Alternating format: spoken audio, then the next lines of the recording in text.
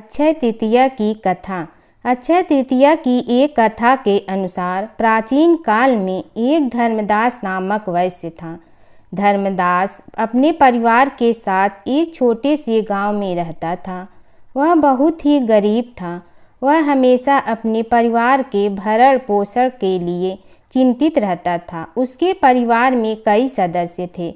धर्मदास बहुत धार्मिक प्रवृत्ति का व्यक्ति था। उसका सदाचार तथा देव एवं ब्राह्मणों के प्रति उसकी श्रद्धा अत्यधिक प्रसिद्ध थी। अक्षय तृतीया व्रत के महात्म्य को सुनने के पश्चात उसने अक्षय तृतीया पर्व के आने पर सुबह जल्दी उठकर गंगा में स्नान करके विधि पूर्वक देवी देवताओं की पूजा की।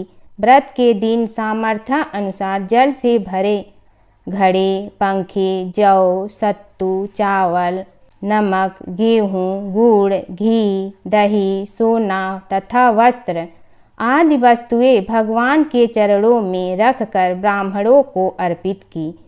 यह सब दान देखकर धर्मदास के परिवार वाले तथा उसकी पत्नी ने उसे रोकने की कोशिश की। उन्होंने कहा कि अगर धर्मदास इतना सब कुछ दान में दे देगा तो उसके परिवार का पालन पोषण कैसे होगा।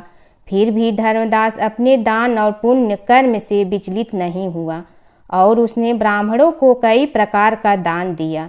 उसके जीवन में जब भी अक्षय तृतीया का पावन पर्व आया, प्रत्येक बार धर्मदास ने विधि से इस दिन पूजा एवं दान आदि कर्म किया। अनेक रोगों से ग्रस्त तथा वृद्ध होने के उपरांत भी उसने उपवास करके धर्म कर्म और दान पुण्य किया। यही वैश्य दूसरे अगले जन्म में कुशावती का राजा हुआ।